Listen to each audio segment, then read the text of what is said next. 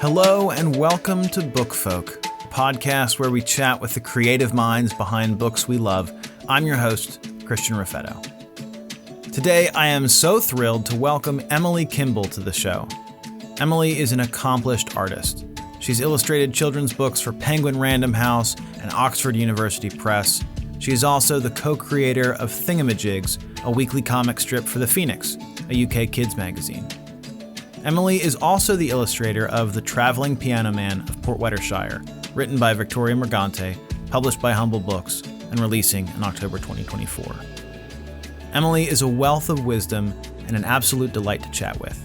In today's episode, we talk about some of the key skills that go into being a successful illustrator, including planning out your art, communicating an idea versus representing reality, how illustrations can add to a story, and how to never get artist block. But the thing that made the greatest impression on me from our conversation was Emily's thoughts about the importance of noticing, about paying attention. Listen for her comment about halfway through the interview. Dear listener, here's Emily Kimbell.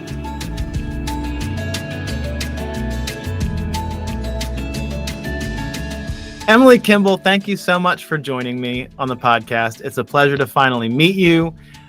We've been working together on The Traveling Piano Man. Yep. You are our illustrator. You've been in the business for 10 years. Let's just jump into it. Tell me about yourself. Tell me, let's start with something easy. Coffee or tea? Coffee for being awake. Tea if I want something comforting. I'm not drinking a cup of coffee with a book. Okay. If you're reading a book, you want a nice, like, warm cup of tea. Right. And is that like caffeinated? Are we talking like sort of traditional English tea or? Oh yeah. Or like if I'm feeling fancy, I'll go for an Earl Grey. Okay. Yeah. Cool. And when you're working, are you drinking coffee or tea? Oh, like all day, alternating. Okay, got it. Way too much. Yes. Awesome. How did you get started with illustration? How did you get into art? So I think I came to art a little bit later than some. I think you hear a lot of illustrators talk about how they've been, pursuing art ever since they could hold a pencil and all that kind of thing. And I drew the same amount as other kids, basically, like the normal amount that any kid draws. And I got into art when I was a teenager because I had some friends who dragged me along to manga club at school. And like so many other millennials, I discovered anime and all that kind of thing. And, everybody posting their work online on DeviantArt. And it just became like a massive hobby for me. Yeah, just drawing and the learning, the skill of it. I loved that. So, yeah. Neat. And did you pursue art in university? I actually went to study animation. I'd been into like film and theater and stuff, and I thought the best way to marry a love of acting and film with art was to go and like learn to be an animator or something like that. And so I went off to do animation. Pretty quickly realized that I'm not a very good animator. But I still loved just like the design of everything and the storytelling of it. So I really love that aspect of art still, like telling a story through animation is brilliant. Yeah. So talk about that phase of your career. So you worked in animation doing background work, right? Yeah, I painted backgrounds for TV shows, point and click adventure games, and a few educational films for the BBC. And it was great because you didn't have to draw anything. And drawing's like the bit that I find really hard. I love drawing, but it is painful. So you just would get a background drawn for you and you just had to color it in. I was basically like coloring in for a living. It was fantastic. But it's very inconsistent work because you get hired for a show and then you have to find another job. And that might be a couple of weeks, it might be a couple of months that you have work, and then you're jumping around studio to studio all the time. So I was also doing illustration at the same time to just fill in those gaps. And over time, illustration sort of took over, really. Yeah. Talk about the background, the coloring. Were you Yeah. creating the palettes for that, or were those given to you? Yeah. So we would create the palette for the backgrounds, but your storytelling through the color palette, so that you'd have an idea of what it would be. Because, you know, if it's a spooky night scene, you know what colors you're going to use.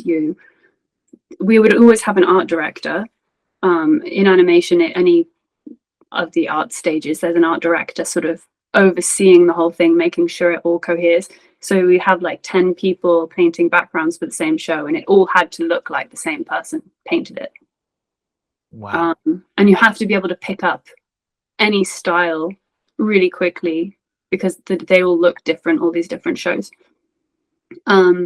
So yeah, we would create it, but you kind of knew what it was supposed to look like, because there was visual development, art to reference, and you've got a director sort of overseeing things. Yeah, you have less creative control than you'd think.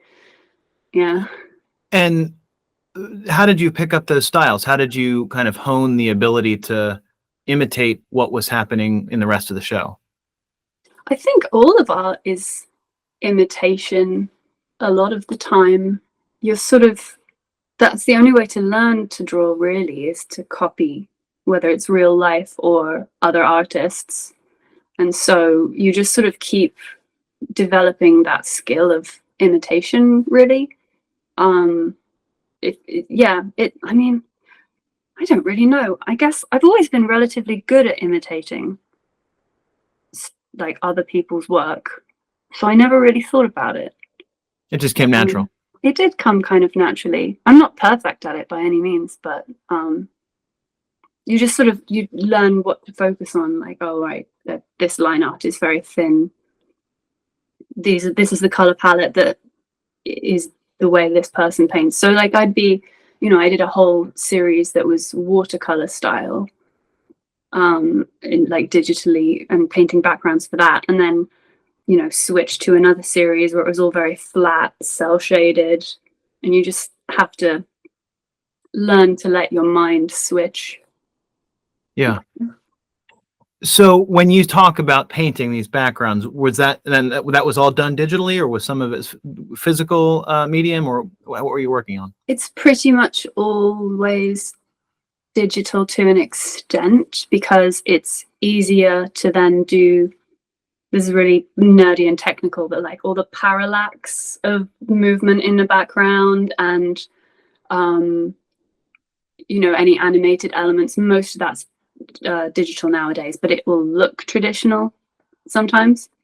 There are studios that still do a lot of it traditionally, but I don't think there are many. Yeah. It's mostly digital now. Okay.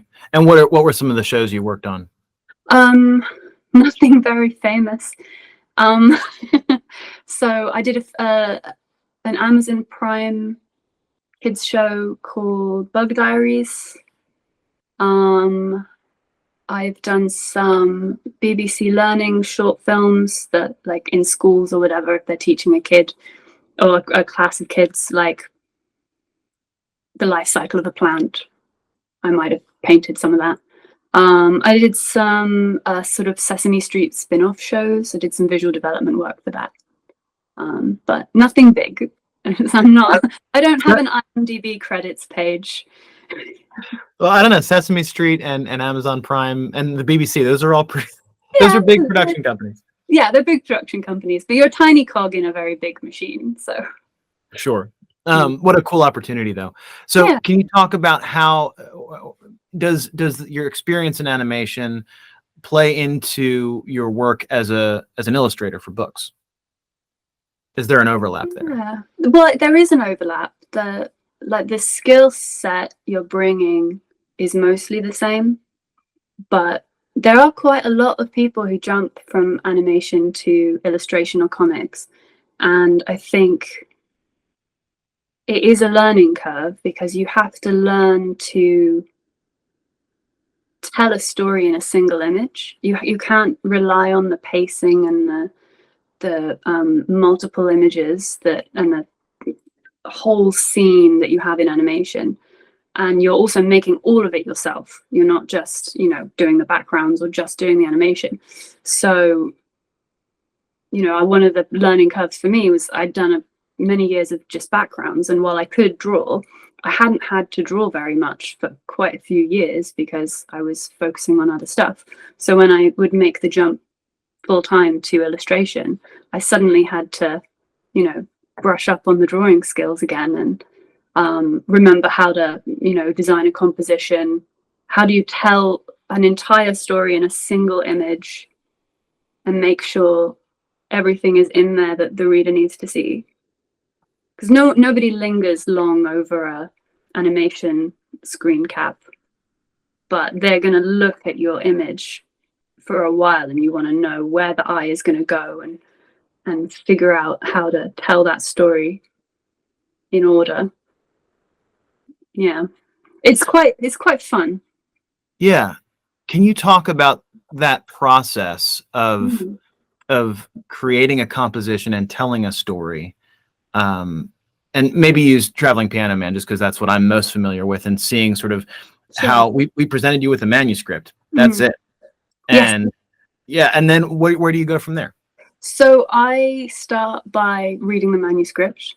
Obviously, I remember as a kid, I used to sometimes read books where you could tell the illustrator hadn't read the book, and that used to drive me crazy. So I like to actually read the book, and I make lots of notes on each chapter that is going to have an illustration, like anything I need to remember, anything that sparks an idea.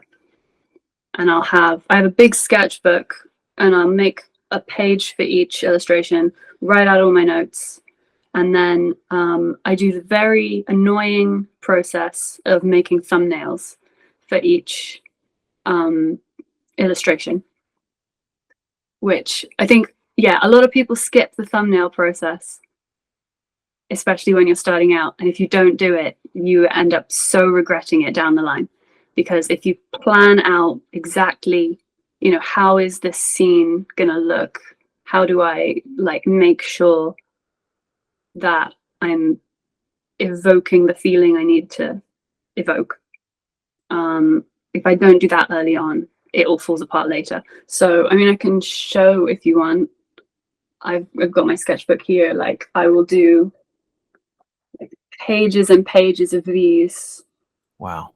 Very tiny drawings, and most people I think would look at it and think that it just looks like a bunch of scribbly lines, but it's just me as fast as I can scribbling down, okay, maybe I'll put a character here, maybe I'll put this here. You think about the way that a cinema shot is, or a film shot is composed, the way that can tell a story so much through camera angle, and it's very similar actually to the way that I think a cinematographer thinks, but you're doing it in a still image.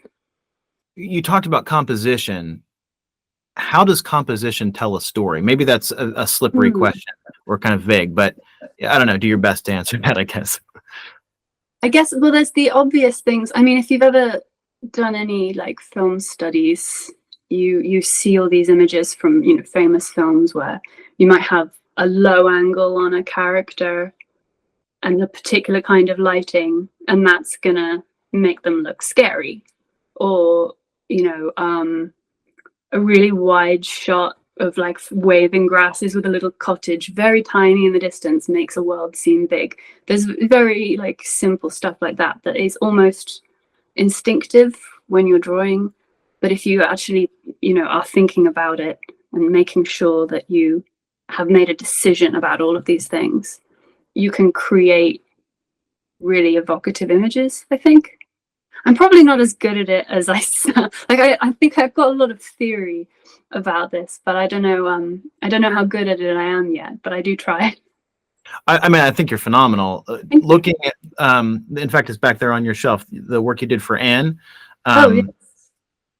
There's some scenes in that, and I haven't read the whole book, but some of the work you've displayed in your portfolio and on Instagram is just absolutely captivating. And you've captured a whole world in a few still images. Does your work in background help with that? And color palette? I mean, everything is just so cohesive in your work Thank and you. so inviting. How does that happen? I think it probably does play a role that I did backgrounds for so long, because you learn a lot about color theory and staging. Because I did sometimes have to draw them as well. But yeah, I mean, I think sometimes it's in what you don't put in there as well as like what you do. If I tried to draw every aspect of a scene that as it's written, you're just going to get overwhelmed with detail. So it's about picking and choosing, what do I want the viewer to focus on, and what can I add to the story as well. Like, one of the things I love about illustrating is that I get to take a piece of text and then enhance it. If I just straight draw what's on the page, I'm not adding anything to what the viewer can imagine. I'm not making them notice anything more than what they've already noticed. So I love like expanding the world a little, and I really love putting in little details that just like maybe like a tiny other story is going on in the background. Like I suppose an example might be in the Anne book.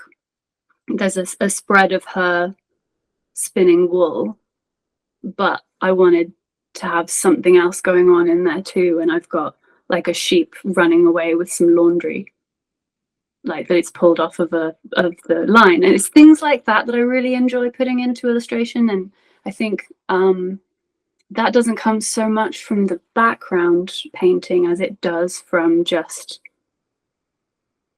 I love storytelling and I love being able to be a storyteller as well as an illustrator, like, and add to what the writer has written within bounds. Obviously, I'm not trying to like overshadow them. Like, it's their story, but it's so much fun to see it as a collaborative process. Yeah. Yeah, absolutely. And that's, you do it really well. And there's other illustrators I've seen who do it really well, where especially if the story is very sparse, like if it's a poem or something, you've got almost two stories that are complementary but different running parallel, and it's just, it makes the book so much deeper. Like, there's so much more you can get out of it as a reader.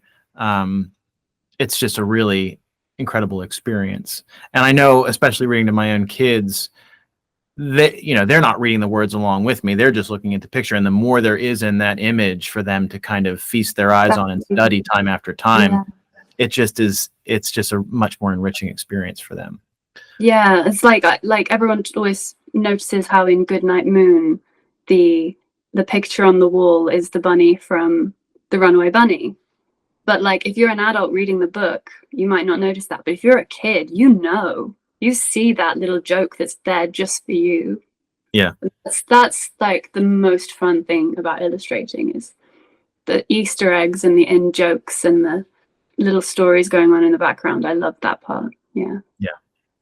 Talk about what it's like to kind of get inside of an author's mind when it comes to rendering their characters. You captured Tom from Traveling Piano Man perfectly. And I'm not the author. I read it as the publisher and editor. But when I saw some of those shots you sent, I was like, oh my goodness, there he is. How do you do that? Some of it is just, like anyone else, I'm imagining the character when I'm reading the story.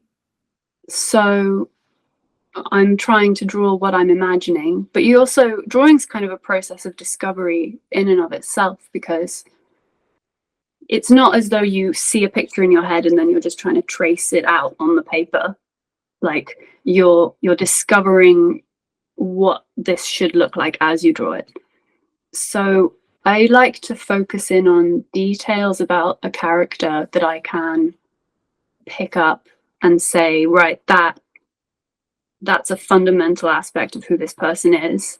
I'm going to make that be noticeable about them. So I guess with Tom, like Victoria describes him as being quite tall and strong, but he's not gangly, and he's not a rugby player either. He's not like huge, even though he's carrying this heavy thing.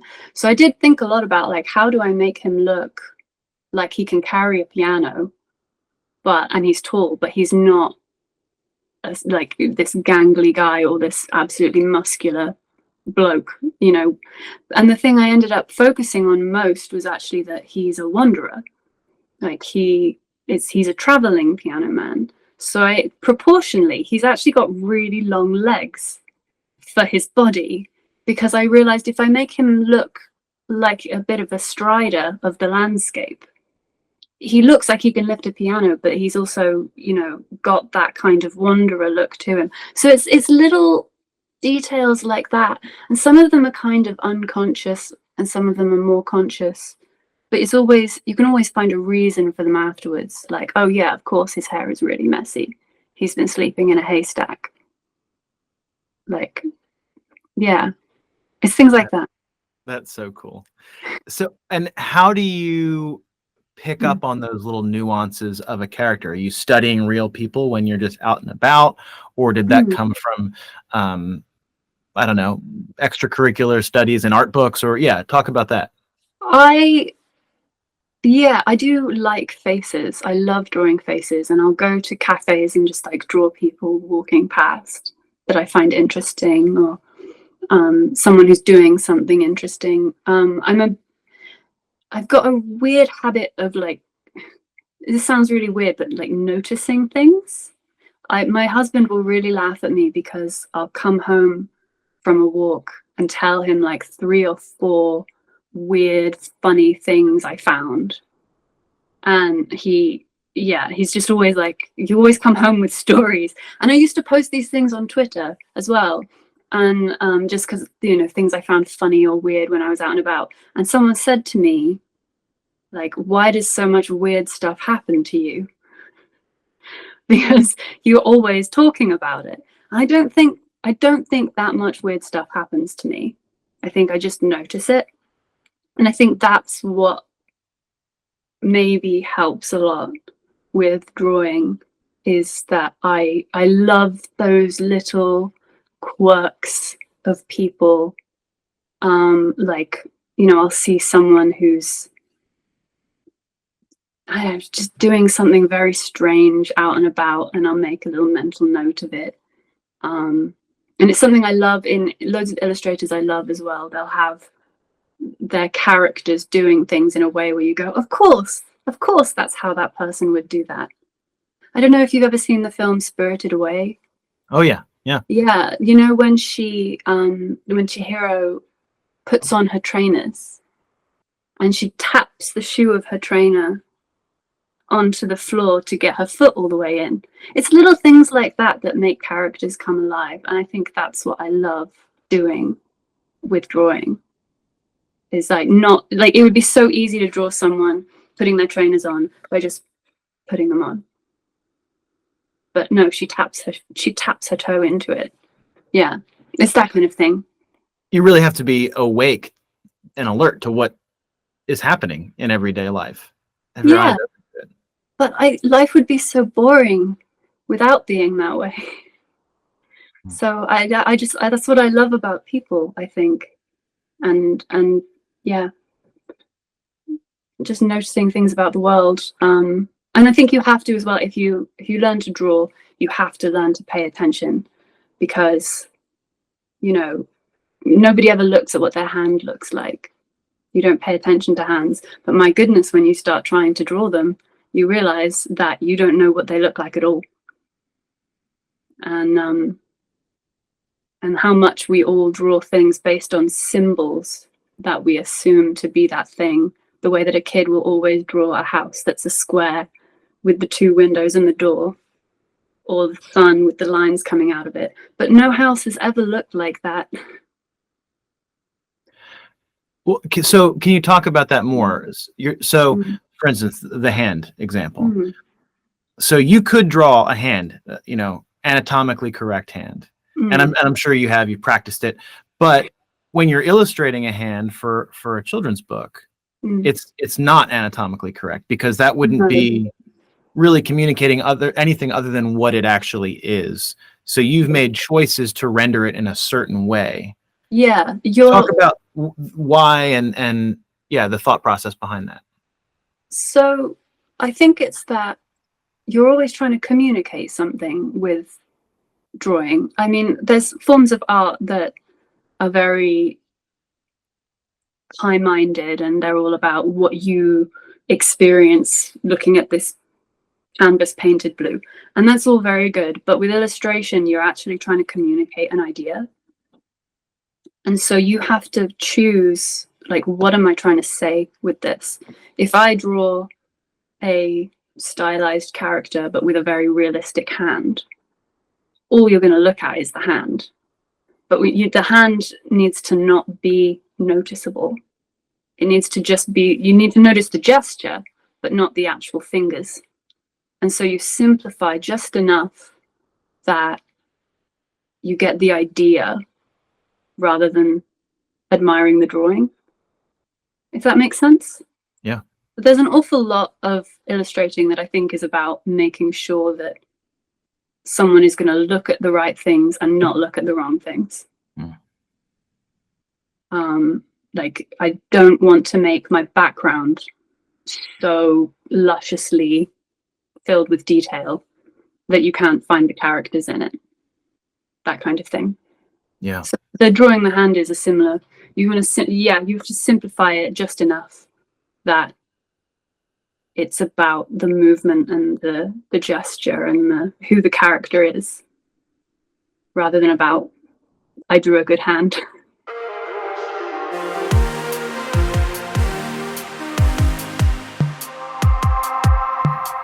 Hello all, I wanted to take a quick minute to invite you to join the Fellowship of Storytellers that we're building here at Humble Books.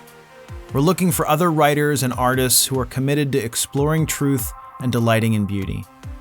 If that sounds like you, then come join us on Substack at Humble Books, where we connect to talk about our work, offer feedback, and bounce ideas off of one another. We look forward to meeting you.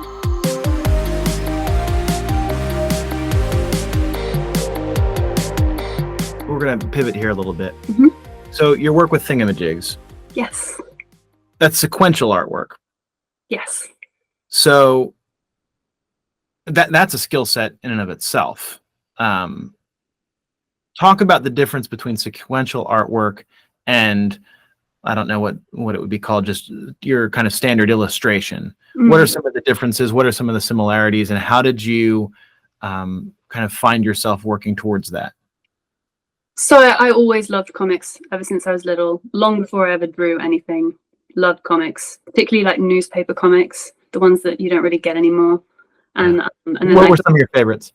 Oh, Calvin and Hobbes. Oh my goodness, classic. Like, that's the best comic of all time.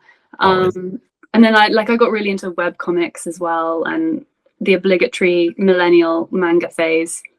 And so I'd always really liked comics and sort of messed around with drawing them. But it is a different skill set to an extent as well. They all overlap, this animation and illustration and comics. You can definitely move between them. But yeah, with comics, you're working with pacing. And with an illustration, you're getting the whole story, or as much as you can, of that chapter or whatever you're illustrating into the single image. With comics, the pacing is so fast a lot of the time. You don't want an image that's so detailed that the reader's going to look at it for ages, because you need them to jump to the next piece of dialogue and go and go and go. You're experiencing a comic almost like you would an animation, really. It kind of moves. So it is different. I have to be more careful about what I leave out and not get bogged down in detail. Just get the joke on the page as fast as possible. Make it fun to look at. That's like such a huge part of it is, it has to be fun to look at, and you want to just experience it very quickly. I think. With the kind of strip comics that I do anyway. Like, I'm sure a graphic novel you can play with speeding up and slowing down pacing much more, but I'm doing more of a comic strip. So, and there's also a lot of layout know-how that's involved too, because you have to direct the reader's eye from one panel to the next one to follow the dialogue, and it shouldn't be confusing. And then sometimes you can play around with the size of the squares, and that's what I love about Bill Watterson. As a graphic designer, when I look at his comics, I see the moves he's making with his layout. Yeah. He's a master at it. Yeah. Oh my goodness. But talk about what it's like to work around text bubbles and have the illustration in there, and then not just in a single panel, but then moving a reader's eye to the next panel and the next one. What's that like? Honestly, that's like thumbnailing again. Okay. I have to lay out the page and thumbnail each panel, make sure that the story flows. If I tried to just sit down and straight draw it panel by panel, I would lose my mind. I'm sure some people can do that really well. Maybe someday I'll be able to do it. But I thumbnail it all and make sure that I design where the speech bubble is going to go before I draw anything else. Because the worst thing in the world is you draw a beautiful panel and then you don't know where you're going to put the text.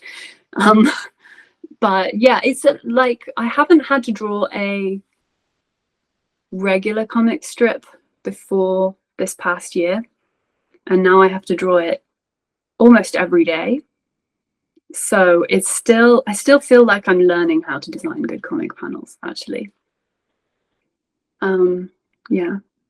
Talk about Thingamajigs, and you co-author that with your husband. Yes. What's that process look like? I think probably most co-writing situations are kind of like a marriage. But yeah, it actually goes really well for us. I think we're quite lucky. We bounce off each other really well.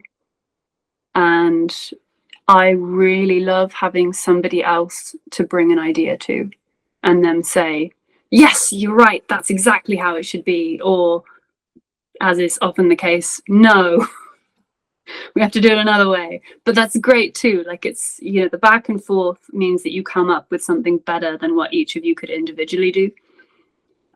So I really love it. I think he likes it too. But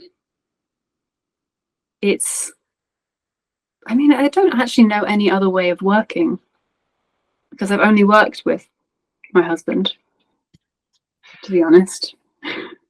Where does the concept come from for a strip usually? Is it from, I assume, is he writing the dialogue and you're doing the illustration, or is there a little bit of back and forth with that as well? It's a back and forth.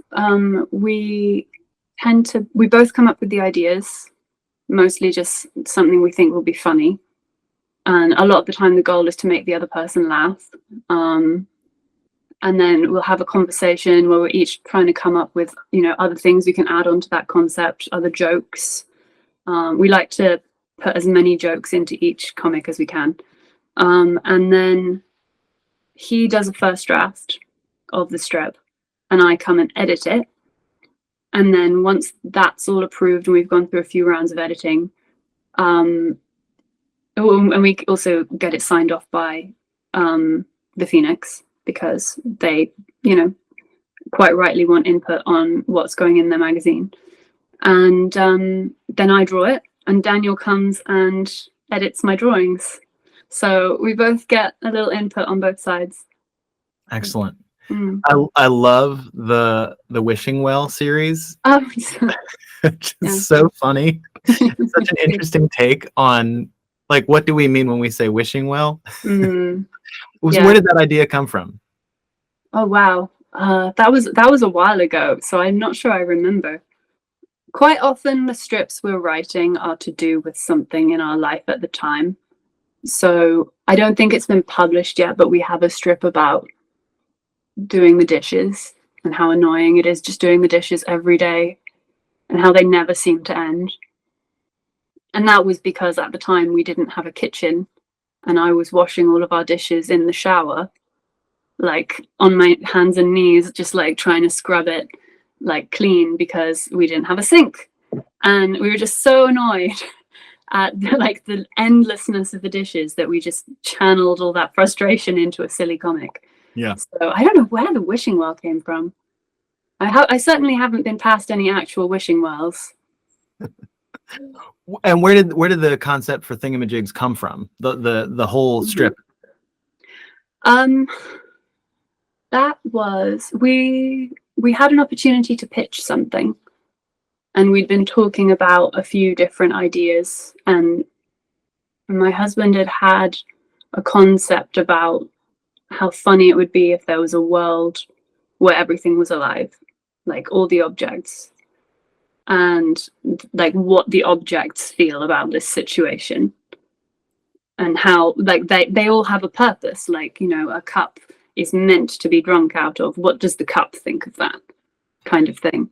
And so we ended up taking that idea and running with it and bringing in, you know, having one human character who is in this world of objects that are sentient, and he doesn't have a purpose like they have a purpose, but he's nevertheless having a great time enjoying all his friends and helping them fulfill theirs. And it just turned into something quite fun, and we were able to pitch it and develop it a bit. I don't really know where the original idea came from. I'd have to ask Daniel. It's a fantastic concept, and it works so well, and it's just a delight to read. Thank you. And that leads me to another question. All of your artwork, whether you're working in books or in sequential artwork, it has this whimsy to it, and I think you communicate it through the colors and through the characters. But where does that come from? It's just this overwhelming joy and delight and excitement. Where does that come from? I like whimsical things.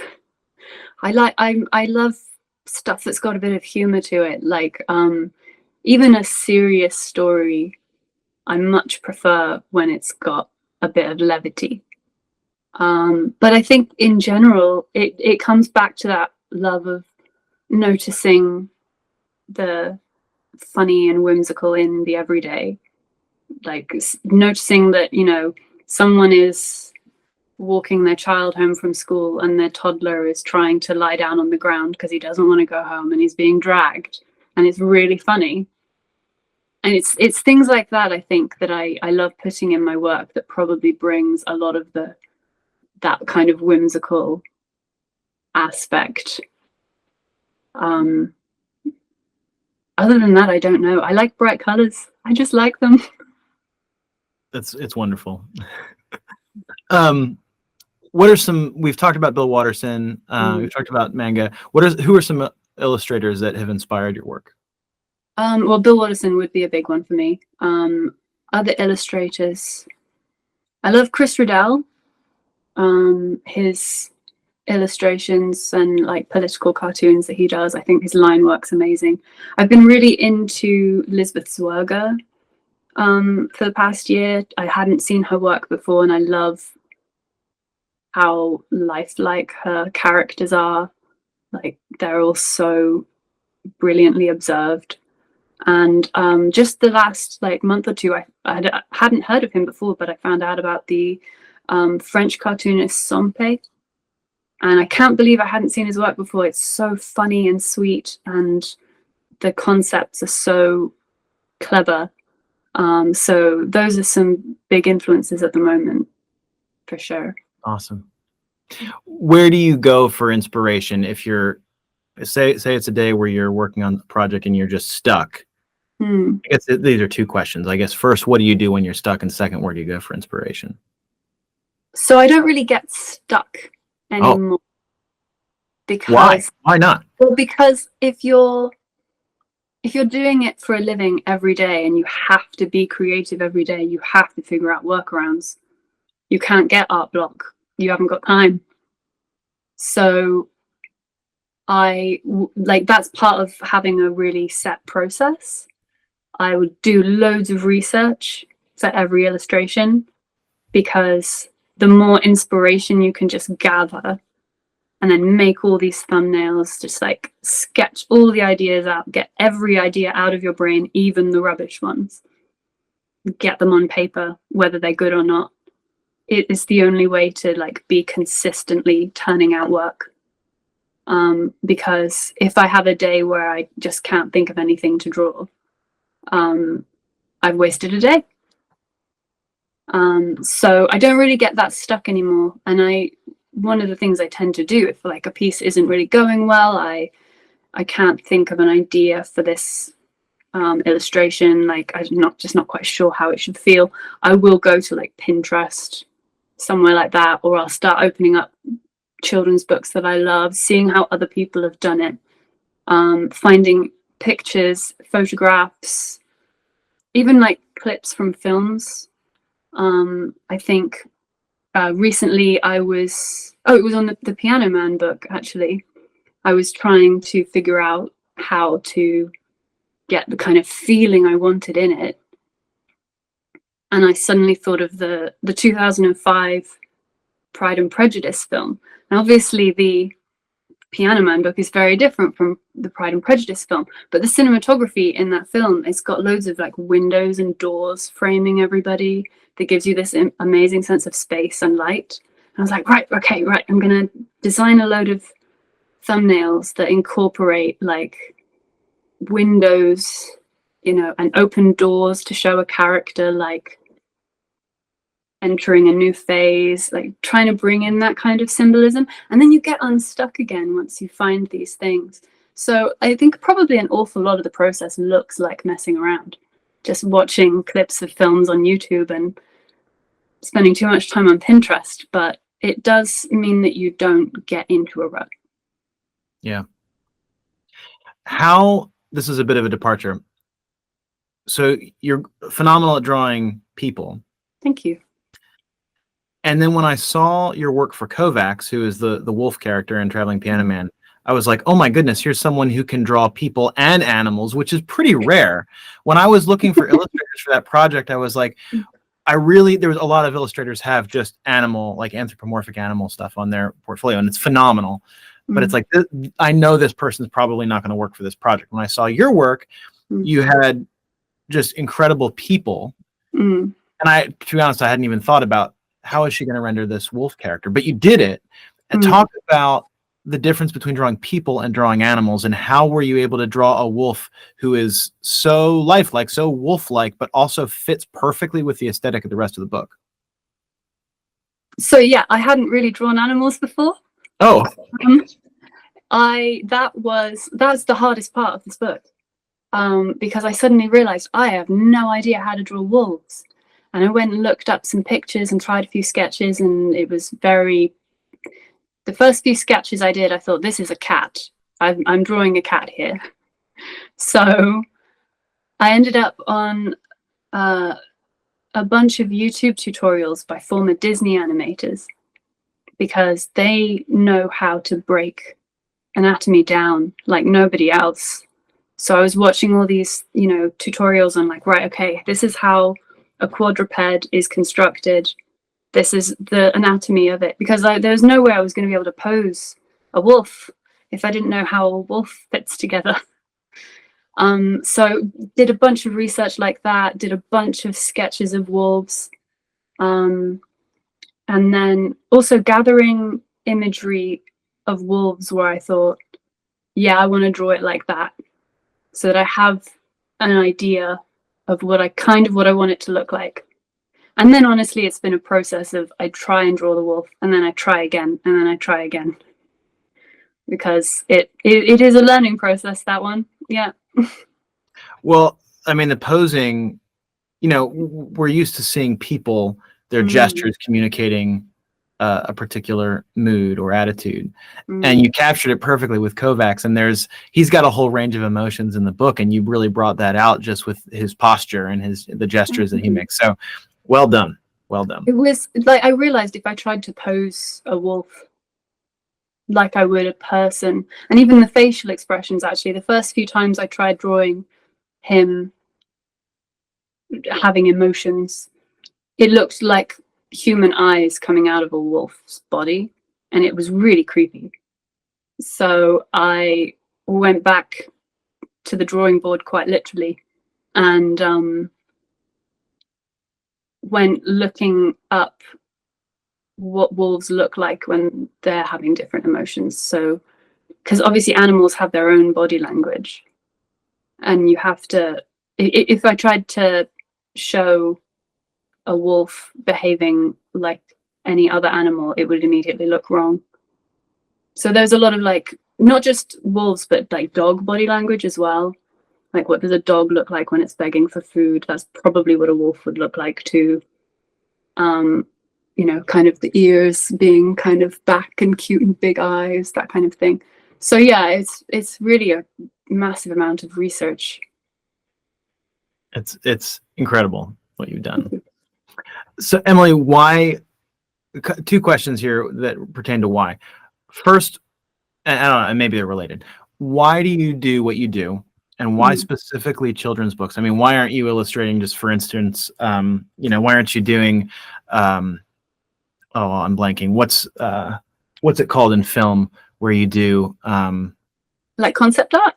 yes, or what's it called when before they shoot a scene, they need to have like sketches of them. Storyboards. Yeah. Storyboards. So why aren't you doing storyboards, or why aren't you doing, you know, covers for genre fiction? Why specifically children's books and comics? I'd like to say it was like a focused decision, but I think it's mostly just down to the jobs I've been offered.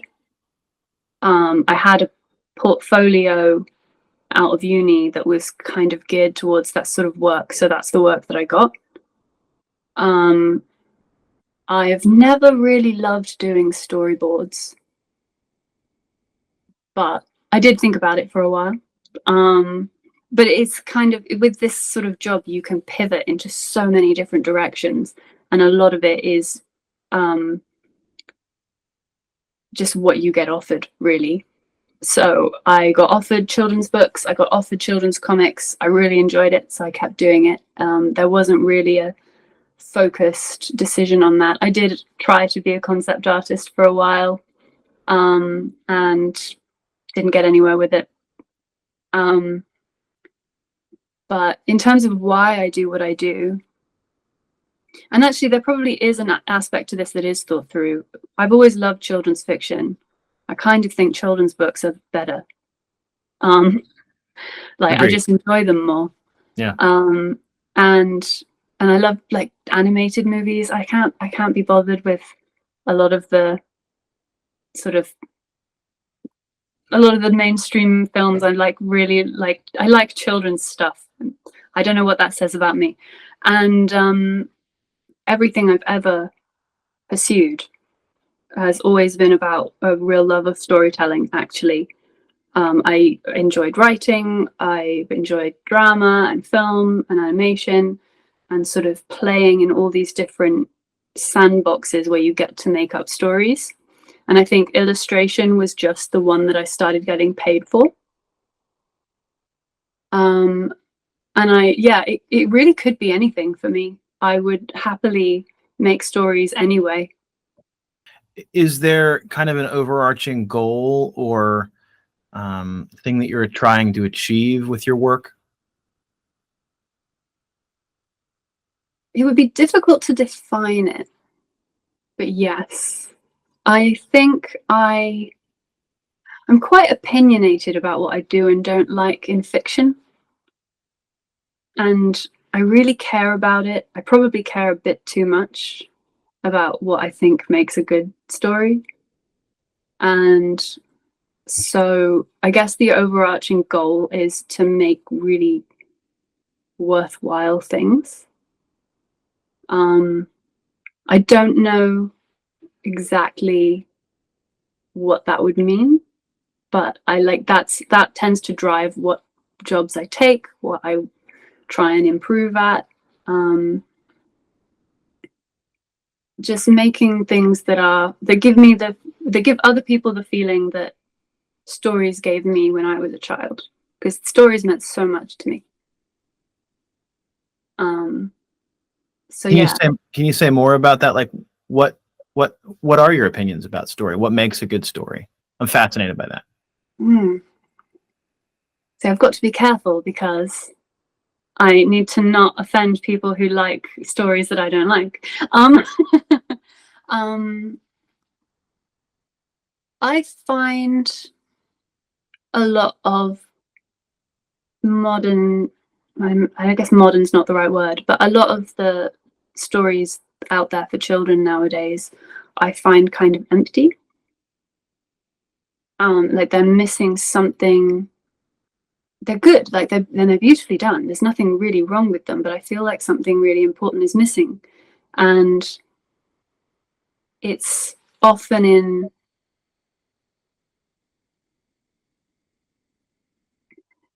there's this idea that I hear from a lot of people that what is important about art is what you see in it and not what's trying to be communicated.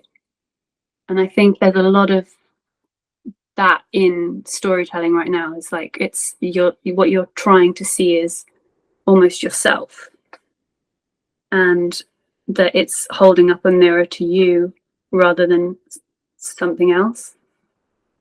I'm explaining this very badly. No, I think that's right on. It's that mirror illustration is perfect. It's showing you yourself rather than pointing you to something more true and more beautiful.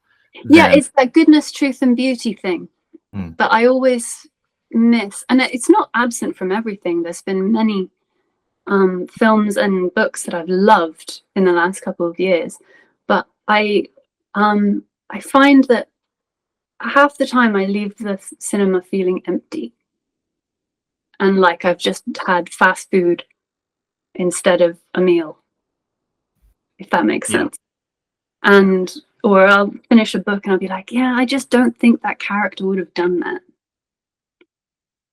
And so it's something about a story feeling true that I really care about that. I'd have to think about this question more because I've never really tried to define it in words. Yeah. I was just saying to my wife the other night, we watched a kids movie with the kids and it was fine. It was fun. It wasn't like, detrimental to their, their moral well-being or anything, but it was just like not great. Yeah. And I said to her afterwards, it had been a wonderful day. It was on Sunday. We try to Sabbath on Sundays, and we ended the day with watching this movie. And I said to her, I feel like the whole day was ruined by this movie that was just kind of garbage because it took from me more than it gave. And I think that's kind of what you're getting at, that those empty stories suck out of us rather than pouring truth into us. And it's not even, I'd like to read something that has some kind of perspective in it. Even if I disagree with that perspective, that's interesting. But I find again and again, I will read something or watch something and it's shying away from having a perspective at all. And I'm bored. But at the same time, do you ever find that if a perspective is communicated with too heavy of a hand, even if you agree with it, and that's just as bad, because you don't get to think about it yourself. It's just you're just being bashed over the head with it. I think there's so few things I've found as well in the last couple of years that felt fresh and new. I was blown away by Piranesi. I don't know if you read that. It's such a beautiful book, and it's like nothing I've read before. Who's it by? Susanna Clarke. Okay. If you ever read Jonathan Strange and Mr. Norrell. I've heard of it. I haven't read that one. Yeah, and I love her work because it's so different. Like it feels like it was written a long time ago, but it is not like anything else. Although it alludes to other things. So like Piranesi is filled with allusions to the Chronicles of Narnia, even though it's not like the Chronicles of Narnia at all. And it's whenever I find something like that, I just get so excited. Like someone's still making things like this that make me feel like there are other worlds still to explore. And it's not that it does sometimes feel, especially in modern storytelling, like the way we have it right now, is very recycling the same thing again and again and again until there's no meat left on that bone. Yeah. Victoria Murgante, the author of Traveling Piano Man, she says that an artist, whether they're an author or an illustrator, I think it just applies to all artists, is exploring something, or rather that's what makes good art, that an artist is exploring something. Do you find that to be true? Is that true for yourself? And if so, what are you exploring? That's a really interesting way of thinking about it. And just in context, she was saying, like, rather than having it all figured out and presenting it to the reader or the viewer, the art is sort of their process of having kind of toyed with it themselves, and what you're seeing or reading is kind of their journey, and you're sucked into that journey and invited into that journey yourself. I think that's what I mean by noticing things or having a perspective. Maybe it's that exploration, that it goes back again to that. I had a long discussion with someone a while back about what made good art, and they were very adamant that it was, what was fun about art was getting to decide for yourself what it meant. And I don't jive with that at all. It's, for me, it's like a dialogue. Like, I'm seeing what this person wants me to see, but I also get to react to it. And it's that back and forth with a piece of writing or a piece of art or a film. It's communication at the end of the day. It's all visual communication. That's the kind of art I find meaningful anyway. But I think there's a word for this sort of, your perspective is the important thing. I think it's metamodernism or something, not to get all highfalutin. But yeah, it's definitely, I get what she means about the exploring, like that, the having a perspective and exploring it and being able to see this story through another person's eyes is so much more interesting to me. Absolutely. So, Emily, we're kind of dancing around it, but how does your faith, you're a follower of Jesus, and as am I, as are most of the folks that I've interviewed on this podcast. How does your faith and your relationship with Jesus fit with your art, and vice versa?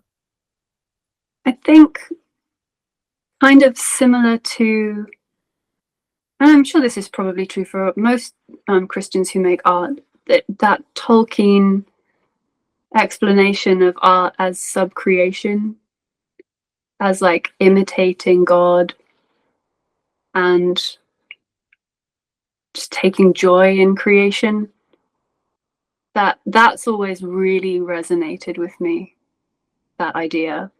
And that's the fact that it's like, it's such an old form of communication, art. It goes back before we even had language. People were painting on cave walls. It feels like this is something inherent to who we are as people. And I love that. And I think that's I think that goes very deep with my faith as well, that this is a way of expressing something true. I don't know if that's very wishy-washy, but oh, not at all. No, not at all. I think it's beautiful, and it's not super concrete, which is fine.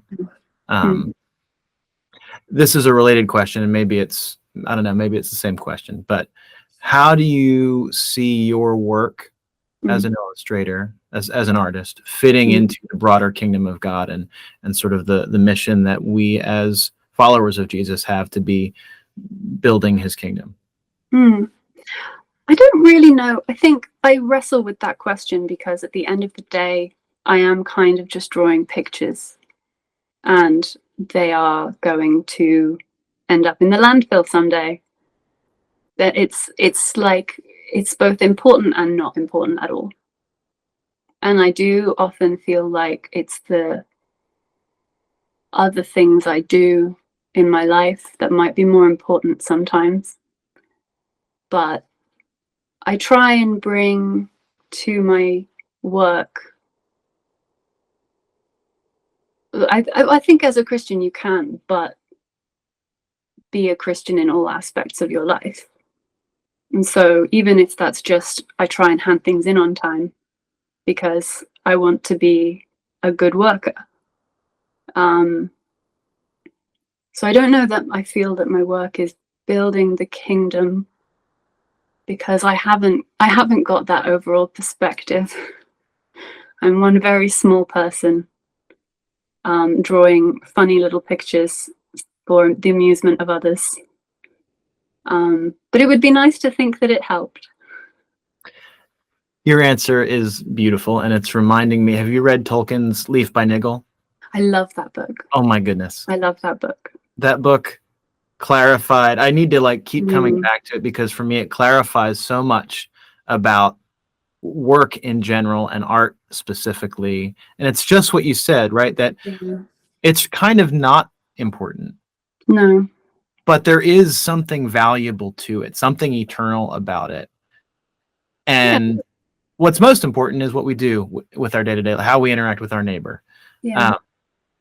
But yet Niggle's artwork gets to be this little piece of heaven, and that is a gift. It's not like that was due him because he was an artist. And one of the pieces that I love in that book is the God character is talking about how Niggle, who is essentially Tolkien, like a stand-in for Tolkien, I think he was exploring this same question for himself, that Niggle's work got to be kind of a doorstep to heaven for some other folks. And like, sorry. No, go ahead. It like both obscured his view of what was right and kind of led him there at the same time, which is one of the things I love about that book. Like he's too prideful about his work and he's too focused on it, but at the same time it kind of saves him. That it's so true though, like, because it's so easy to feel like, oh yeah, what I do is really important, and you know, especially if you've had too many compliments that day. And that story is so good. I always think about in The Great Divorce by C.S. Lewis, that scene where someone's coming through the forest and the main character's like, who is it? Who is this person? And it's just nobody special. She was just good to everyone she met. And I feel like that is I should be more like that. But I also, like Niggle, spend too much time in my room drawing. And I don't know. I think about those two stories a lot. Yeah. Well, just by way of encouragement, I do think there's something valuable about aesthetics eternally, like in the sense. Sure, I agree. Actually. Yeah, I mean, in the sense that, like, my children are going to be looking at your work when we have the book in our hands, and they're going to be blessed by it because it's beautiful. And it's not like gonna probably change the course of their lives, but it's valuable and it's adding to their day-to-day rather than taking away from it. Yeah, I think there's absolutely value in beauty that we've lost a little bit. Like even just a bollard in the street that is to prevent you from going onto the sidewalk. You look at the way they were designed in Victorian times, how they were works of art in and of themselves, or like the post boxes. And I think we've lost something as a culture, that we don't design things to be beautiful anymore. That it's like we've devalued them. And there is like a real value to beauty and making things beautiful on purpose. Because even if you make your front garden beautiful, you're blessing your neighbors, because now they can walk past it and go, isn't that lovely? So yeah, I definitely agree with you on that. I just try not to get too up in my head about it. Absolutely. Yeah, it's got to be held in the right light, right? Oh, Emily, it's been such a joy talking with you. And I honestly have so many more questions I could ask you, but for the sake of your time, parting advice for fellow artists. What do you got for us? I'm going to be really boring and practical. and say, read up on how the publishing industry works or any other aspect of the art industry, because I did not know, and I've made a lot of mistakes along the way. And get good at writing good emails, know how to get an agent, know how to network well. These are the things they don't teach you at art school and that you need to know. Excellent. Okay. And Emily, where can people find you? Where can we find your work? So I'm on Instagram at Emily Kimbell Art, and I have a website which is emilykimbell.com. emilykimbell.com. Yes. Excellent. I need to remember my own website. Emily, thank you so much for your time, for your insights, for your wisdom. Such a joy to talk with you. It's been lovely. Thank you for having me.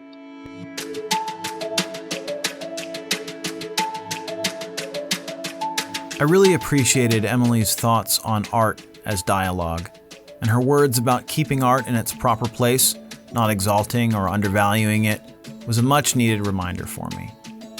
And did you catch what she said about the importance of noticing, the discipline of staying awake to our surroundings? I was personally very convicted. It's so easy to keep my nose to the grindstone, fixating on the task in front of me or the goal ahead of me, that I fail to really see the people around me. But when I refuse to get sucked into the hustle, when I choose instead to be present, then I not only capture artistic inspiration, but I get to enjoy what God has given me. Because of Emily's thoughts, I've taken up sketching again, as a way to help me notice. I hope you were equally encouraged by Emily's words. Stay awake, dear friend.